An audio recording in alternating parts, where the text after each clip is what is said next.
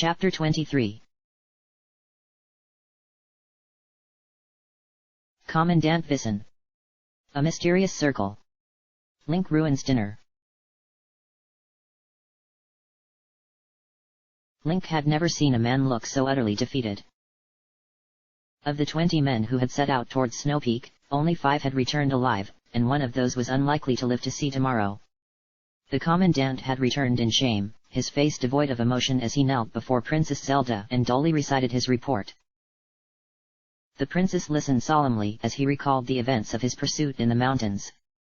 Link, standing next to the throne, heard Russell's version of the events that he had experienced mere days ago: the breakneck chase across the plains at dawn, the cataclysmic collapse of the mountain pass, the ambush high atop Snow Peak, and finally the avalanche that had buried his men alive.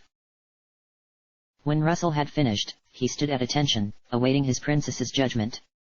Beside him stood Vissen, who had not said a word throughout the audience. The Commandant spared Link a single glance, hardly anything more than the simple acknowledgement of his presence. Then he hung his head again.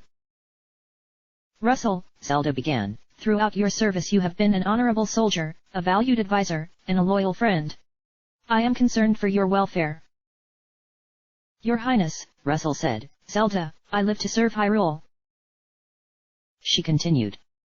It is apparent that the death of your son has affected you deeply. Out of concern for your well-being, I am afraid that I will have to temporarily relieve you of your duties as Commandant. Please? Russell said. Link said nothing. Nor did Vissen. I am sorry, Zelda said. Until such time as you are fit to resume your position, former Commandant Vissen shall command Hyrule soldiers. Vissen grimaced, but did not disagree. Instead, he laid a calm head on Russell's shoulder and asked, I am ready to serve. Is there anything else, Zelda? Yes. You are to inform your men that Link is to have full reign of the castle. His authority is second to no one. Not even myself. The newly appointed Commandant Vissen did a massive double take, staring at Link before returning his attention to Zelda. Are you sure about that? Yes, she said. If he gives an order, you are to obey it. Without question. Very well, then. Zelda stood. This audience is over. If you wish to discuss your new duties further, you may meet with me privately in my study. Actually, Vissen hesitated, I was wondering if I might speak with Link for a moment. Ask his permission, not mine. Zelda swept out of the throne room. Vissen shrugged. He turned and said something to Russell, who nodded and turned to leave as well. Link stepped down from the dais. Russell! He called. Russell turned. Your son loved you. A lot. He wouldn't want you to change who you are. He never would have blamed you. He nodded in acknowledgement. As always, his face betrayed no emotion. For a brief moment, Russell seemed as though he was about to speak, but decided against it. He left the throne room through the massive double doors, ignoring the respectful salutes of the guards outside. Maybe Zelda's right, Vissen said. Maybe. Maybe this compulsion towards his duty is getting to him. He needs rest. He won't find it. Link knew what it was like to hold convictions so deeply that they consumed you. He's a lot like me. He won't rest until justice is done. What's justice? Vissen asked, his voice sour. He's been deprived of the one chance he had at redemption, the chance to kill you, or die at your hands. Link was suddenly uncomfortable in the silent emptiness of the throne room. Let's go walk the battlements, he said. It's cold outside. I'll be fine. This is apparently magic. He patted his new tunic. A gift from the princess. Vissen raised his eyebrows. A bribe, I think. The corridors were quiet save for the sound of their voices. The few guards they passed stood at silent attention, and the carpet even muffled their footsteps. Zelda needs my help with something. I'm not sure what. So she's bribing you with new clothes? No. She wants me to marry her. She'll make me king of Hyrule. Vincent stopped dead in the middle of the corridor, dumbfounded. He glanced back and forth suspiciously. You know, a walk on the battlements sounds like an excellent idea. They climbed atop the highest level of the tiered walls that ringed the castle in concentric circles, far above the grounds below. There were no snowflakes in the air, but a very light dusting of powder sat atop the stone. There was already someone sitting on the edge of the battlements. Link recognized the childlike figure in purple clothing of Vati, one of Zelda's viziers. Go brood somewhere else, Vincent growled. We're talking here. Vati laughed at them. Afraid I'll overhear you talking about our glorious new king Link? Or how the great old Vincent is to come out of retirement and take up the mantle of commandant once more? Vincent grimaced. Who told you? Nobody told me anything. I figured it out for myself. You simple swordsman, so very easy to manipulate. Believe it or not, some people's motivations are a bit more complicated than they lead you to think. Vati twirled his fingers, and a brief gust of chill wind lifted some of the snow off the battlements and into their hair. So what is this? Link asked. A warning? What do you want? The wind mage sighed. Weren't you just listening? Smart people, that's me, and Zelda, don't get ahead by telling stupid people, that's you too, what our goals are. We tell you just enough to get you to do what we need. You're up here for something, Vincent growled. Get to the point. He earned a heated glare for that.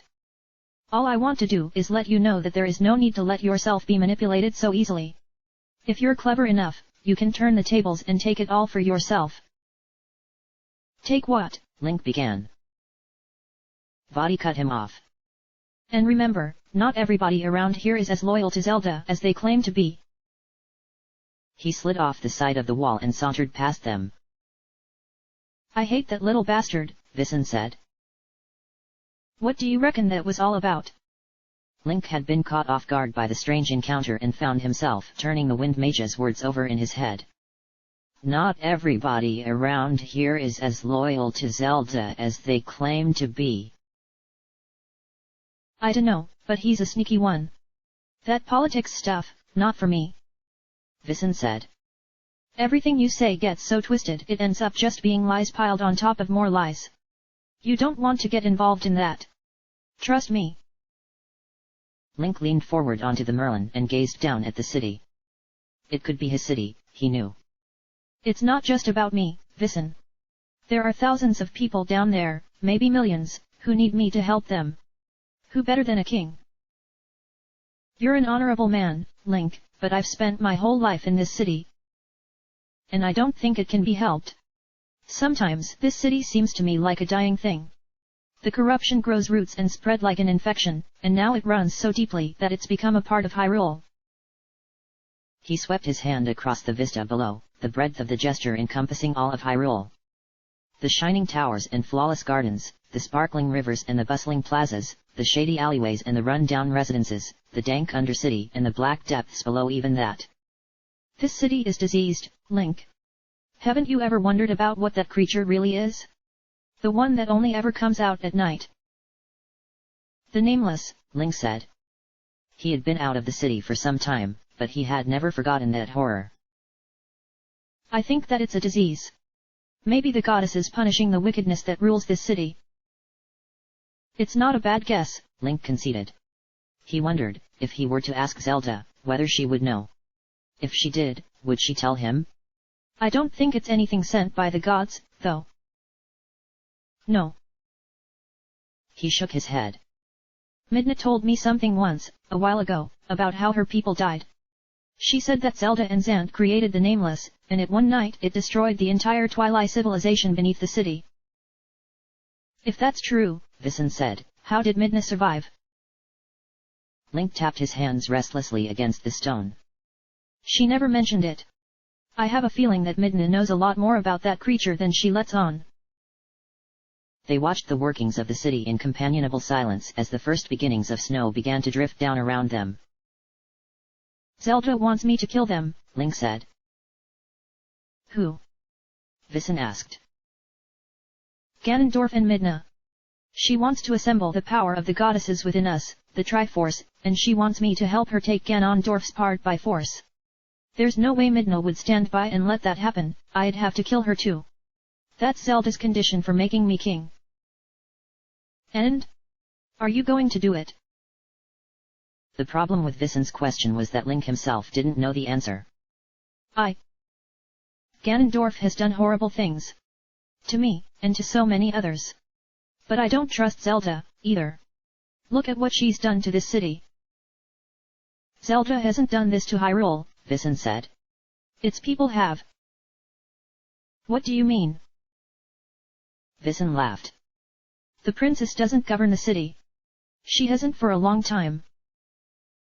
This was news to him. What do you mean? How could she not run the city? Visen gave him a pitying look. Don't be too impressed that she's handing you the reins, because she doesn't care about Hyrule. Not a whit. No, the magistrates and the sages and the viziers run this city. And me, I suppose. Got other things won her mind, hey? Now that he thought about it, it made sense.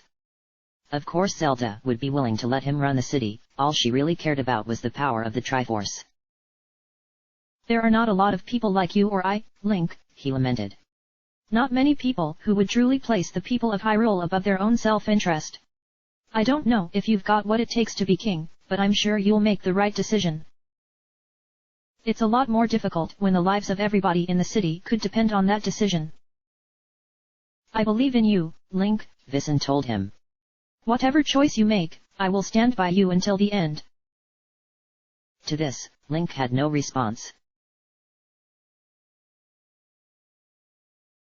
The compass is pointing to something inside Hyrule City. Hold on to it, hero, for there are deep places there where no light shines, and you just might be thankful for something to guide you in the darkness. The next morning Link found himself sitting alone in the room Zelda had given him, turning the compass over and over in his hands and thinking on the words of the masked salesman. The sunlight streaming through the window was bright enough that he could see his own reflection in the polished gold surface. He set the thing down on the floor and spun it back and forth, watching as the needle swerved wildly before coming to a halt, pointing in the exact same direction every time. That direction was not north. Zelda had said that no door in Hyrule was closed to him. He decided it was time to test the limits of his freedom. He made his way down the tower stairs and into the castle proper, following the needle of the compass through several roomy halls and airy corridors. He passed a few guards, and even one or two members of Zelda's council, but for the most part he searched in silence, the sound of his footsteps echoing off the thick walls. The enormous castle was practically deserted, he slowly came to realize, as the compass led him through yet another empty suite. Every room was lavishly appointed and meticulously cared for, but had seldom been touched. The few guards that he did see saluted him respectfully when he passed, but made no attempt to hinder his progress as he navigated the maze-like halls. Evidently, Zelda's instructions were being strictly observed. He did his best to follow the direction of the needle in a straight line, but oftentimes he would come up against a wall or find himself several floors too high or too low to continue, so he was forced to take a detour. The compass took Link through the kitchens, where a number of cooks were busily preparing an enormous meal, through the empty chambers where the Council of Magistrates convened, and through even a bestiary where several large furry creatures slumbered peacefully. Finally, he came to the door. Link knew that this was the door he was looking for because it was locked. And not only was it locked, but it had no doorknob, handle, or any other visible means of opening. But no doors were locked to Link. He laid his hand on the wood, and the golden insignia of the Triforce shone brightly for a moment, before vanishing. The door did not open, but instead simply disappeared. The room was round and utterly empty. The floor, walls, and ceiling were hewn from the same rock that comprised the castle walls and were completely featureless. No, he knelt to inspect the floor more closely. There were tiny grooves cut into the stone, so shallow as to be barely noticeable and no wider than his finger. He ran his hand along one of the indentations. And suddenly the tiny channel was filled with light. The light spread, surging along the lines and curves set into the floor, filling out the design that had been drawn there and illuminating it. It was some kind of runic circle, not unlike the magic spell that Zelda had used to hold him and Ganondorf down when they had been brought to the castle. But this circle was larger and far more intricate, filled with strange symbols and countless arcs and lines that came together at strange angles to complete the design. It was the blueprint to some kind spell, Link figured, a tool used to shape and control powerful magic. And he was certain that it had been drawn by none other than Zelda herself. But for what reason? Link glanced down at the back of his hand, at the Triforce that still glowed there. It's worked so far, he said to himself. He stood in the center of the circle and closed his eyes, feeling the power flow through him. It was surprisingly easy to coax that power forward, to consciously send it flowing from him and through the design on the floor. Immediately he realized that this was only a fraction of the whole spell. The rest of it was there, he could sense it, but it remained just outside of his grasp. It was like standing in the middle of a familiar room in the dark and knowing where the walls and furniture were, even though he could not quite see them. The sensation of such intricate magic coursing through him was an unfamiliar one, yet somehow intoxicating. He tried to divine the true purpose of the spell, but still it lingered at the edge of his vision. He exhaled in effort and clenched his fists, the might of the Triforce surging through his fingertips. For a brief moment, he felt the magnitude of the entire city of Hyrule inside his eyelids, a million living breathing souls, vast walls and endless streets, circles within circles, like ripples in a great still pond, all spread out below him. With a chill, Link realized that he was standing at the very center of Hyrule City. He looked down at the compass, and saw that the needle was spinning wildly. The spell that Zelda had drawn occupied far more than this room, it comprised the entirety Hyrule, every single wall, temple, tower, bridge. It was all part of one masterful design. A design that included every single person living in the city. He looked at the compass again. Was this room what he was supposed to find?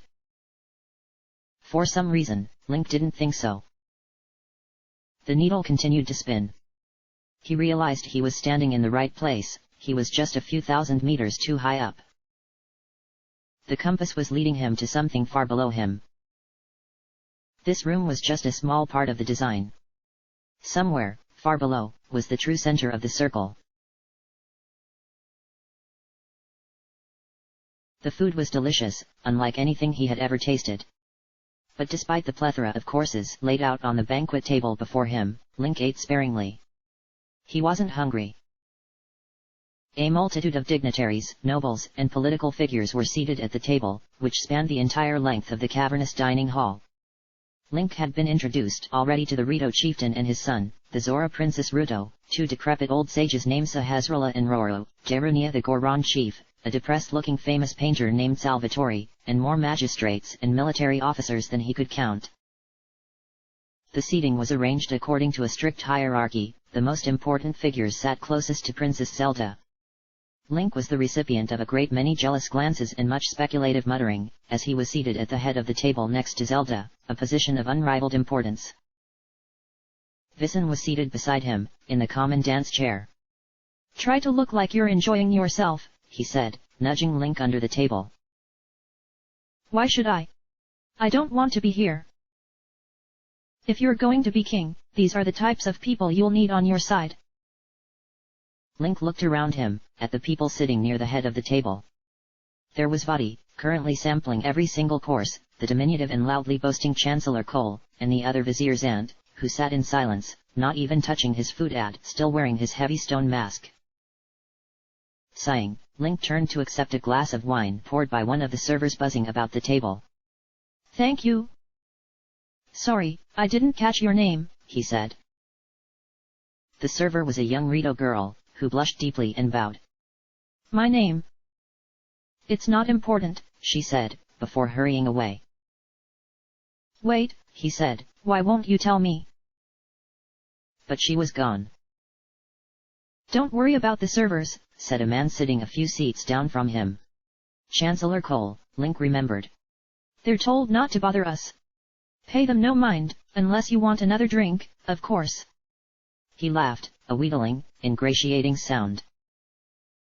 Link glanced down the table. Every single one of the servers were children, dressed in simple white robes that made them look androgynous. The only difference in the uniform between the boys and the girls was that the girls all had a flower in their hair. Whose children are they? Cole sipped his wine and shrugged. Some of them are the children of lesser nobles, or soldiers who offer them up as a tribute. Others are taken away from parents who can't pay their debts, or who cause trouble, as a warning. They are taken and their lives given to the service of the kingdom. It's a great honor to serve at one of the princess's banquets, they're really better off this way. Link watched the Rito girl hurry to deliver a steaming bowl of soup to an irate counselor. What happens when they get too old to serve food? Why, we get some more, Cole said. Vadi burst into dry laughter. When the children are too old to remain simple attendants, they are usually enlisted into the royal guard, or are given menial positions about the palace. The particularly talented ones become scholars, and the particularly attractive ones become courtesans. Vissen sighed wearily. It's a different world up here, Link. People don't think that same way, you have to realize that. I was one of those children, once. Both Link and Vadi's eyes widened in mild surprise. I used to serve food at this very table. When I was 15 they made me a soldier, and by the time I was 25 I was the commandant. Vadi seemed genuinely interested. Where did they take you from? Stroking his faint stubble, Vissen thought for a moment. I believe my parents were killed when I was a little boy, likely for some trivial offense or other. Isn't it funny? I don't remember them at all. It didn't sound very funny to Link, and something in Vissen's voice made it clear that the commandant didn't think so either. Why didn't she tell me her name? Link asked. It was Cole who answered him. Well, they're ordered not to. Servants aren't supposed to think or have identities, they're meant to simply do their job in silence and speak only when necessary. Vadi snickered again and lazily cut into his steak, lifting up a piece to examine how well it was cooked. Notice how they're all dressed alike? They go with the tablecloth, the candles, the floor, the curtains. Why do you think that is? He bit into the steak savagely and began cutting himself more. They're decorations.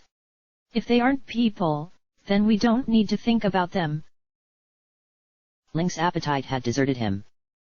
He turned to Zelda at his side. If I'm to be king, these children will be returned to their parents. They're not possessions. She sampled a thin shaving of the fish fillet on her plate. Somebody must serve at the banquets. Some magistrate came up with the idea of children long ago, and I saw no reason to disallow it.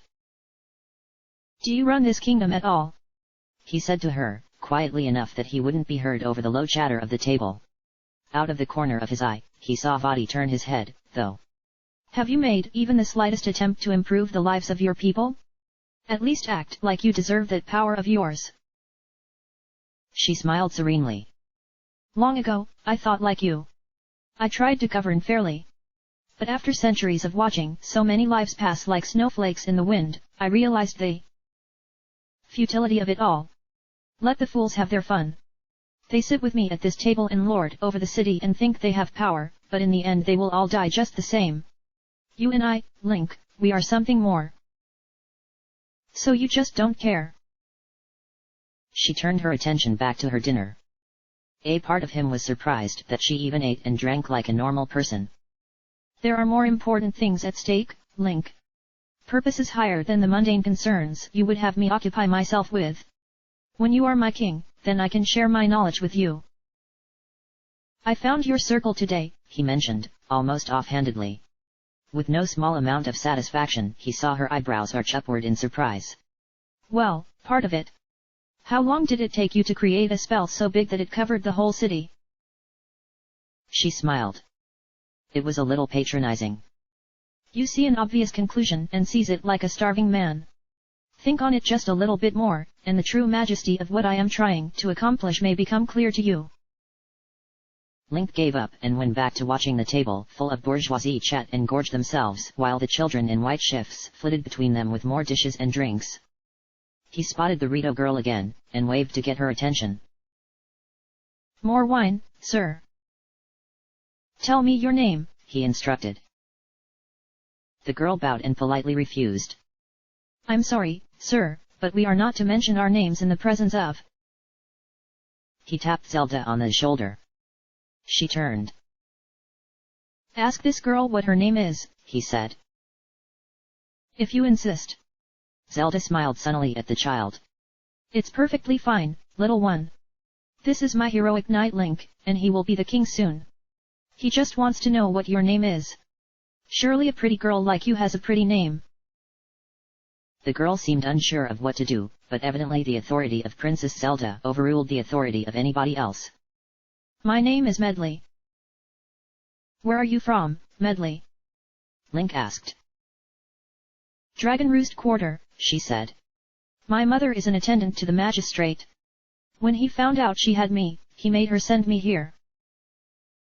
Do you miss your mother? He asked. She nodded.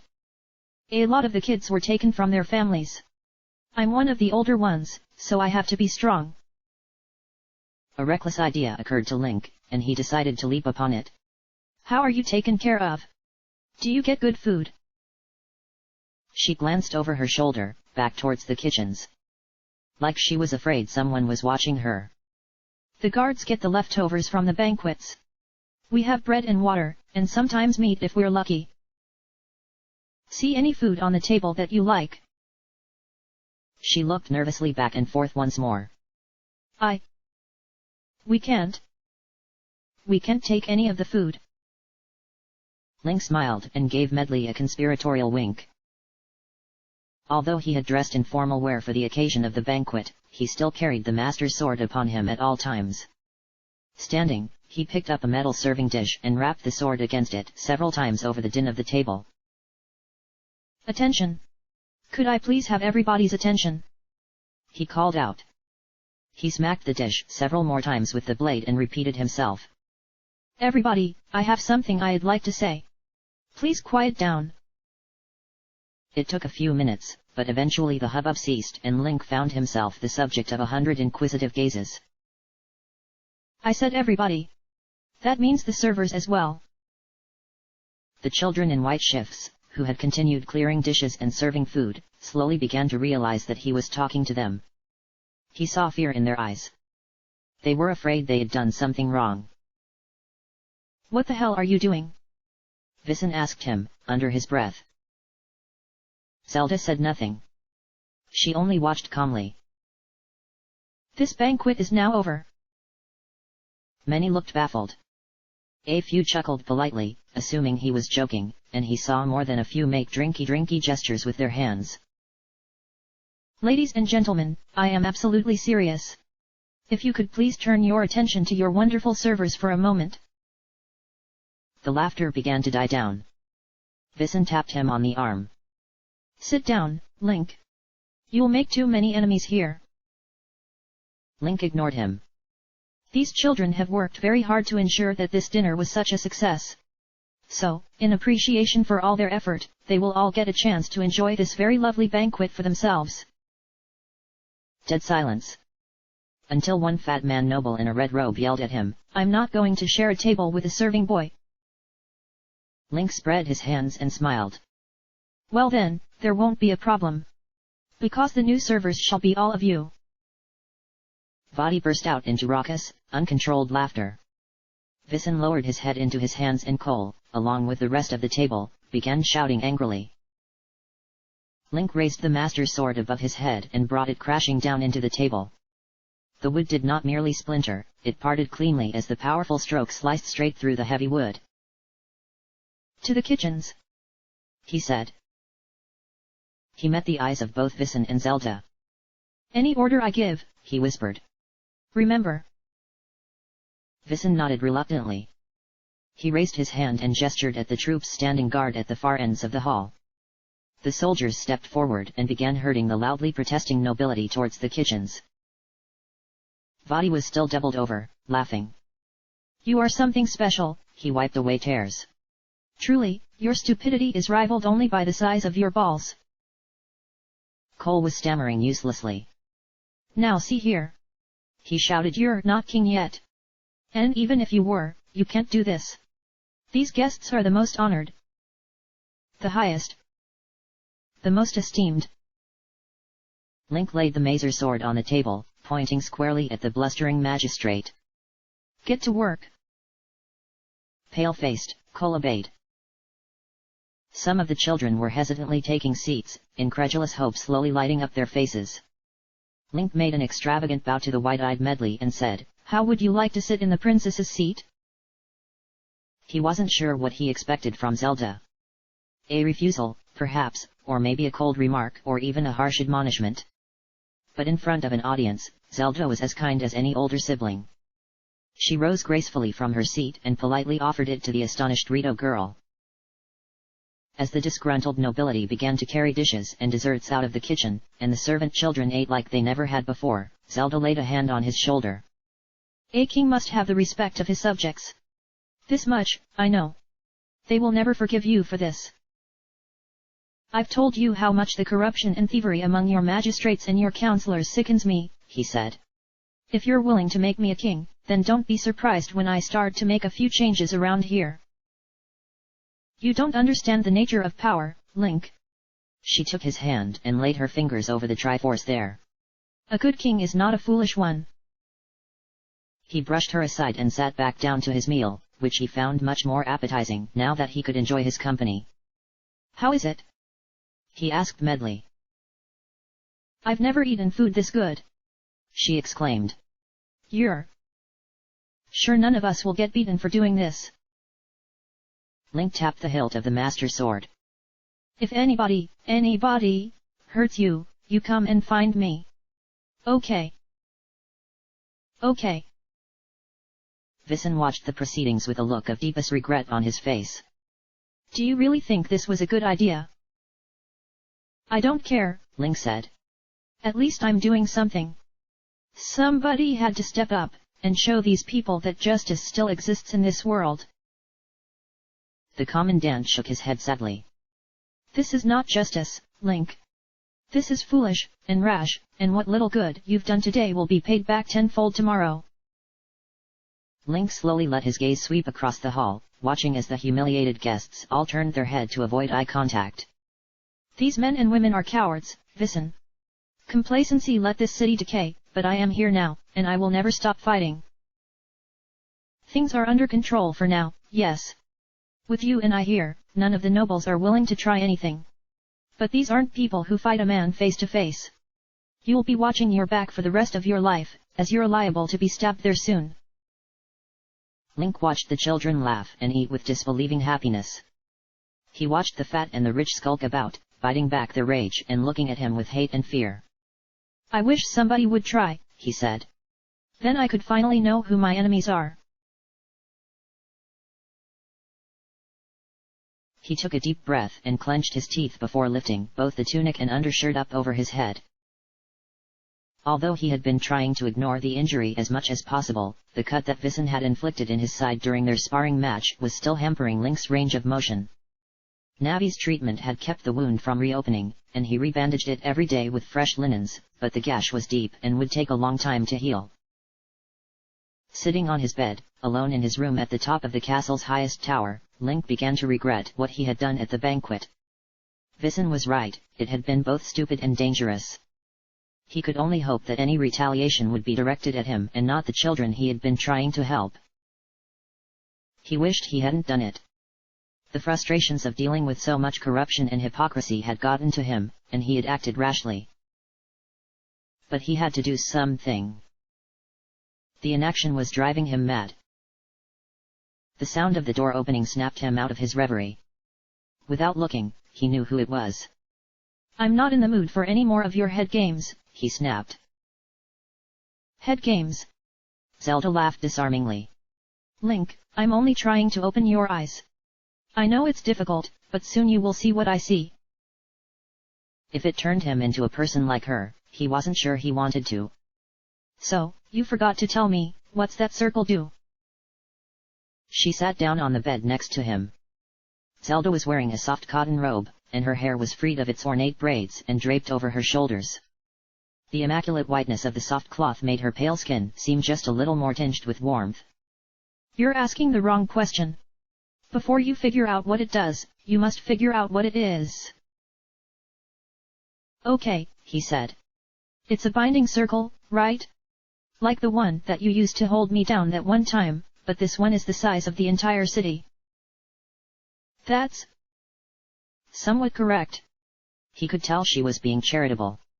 I don't think you can fully understand the nature of what I've been working on all these years, not yet. It's not complete, you see. And you need the Triforce to finish this. Magic whatever. That's right. Zelda reached out for his hand, gently running her thumb over the back of it. You're hurt, she observed. When Vissen delivered your message, he couldn't resist a little sparring match, Link said. That old dog got the best of me.